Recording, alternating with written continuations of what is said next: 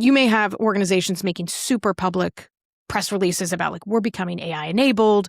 We're doing this with our workforce. Your actual workforce, aka people, may be wondering what am I supposed to be doing? Or if you've announced internally, like that's going to be on your performance review. I've heard this across the board, or not across the board, but frequently from HR leaders or managers or team members saying, all of a sudden we're going to add AI competency to our performance review. And the question is, well, what do people know what that actually means? And so 3 things I think are really important for any topic, but AI really spot on is what's expected, what's allowed, and what's possible. And so do your team members know all 3? Like, are there programs they're allowed to use and not allowed to use? What are ways that people are actually allowed to experiment? What's possible? So do you have, because the best users of AI in your organization probably is not going to be at the senior leadership level.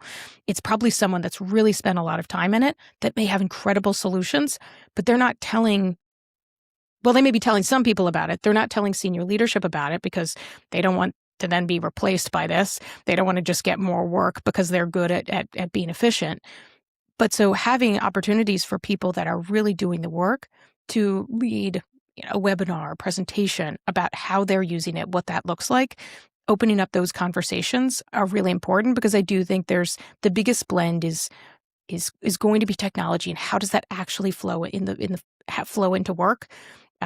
One thing I recommend is organizations to create a culture of talking to your team about how to use AI, not just to look better, but to be better.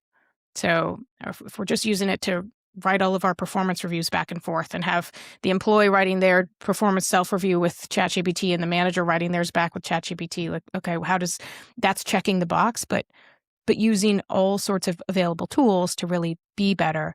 But then also the human communication aspect. I think people more and more are craving the level of human connection, even in remote environments, and communication.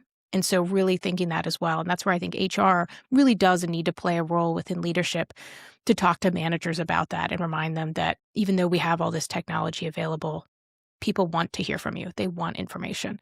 And you can do a lot of things without requiring any additional budget or really time.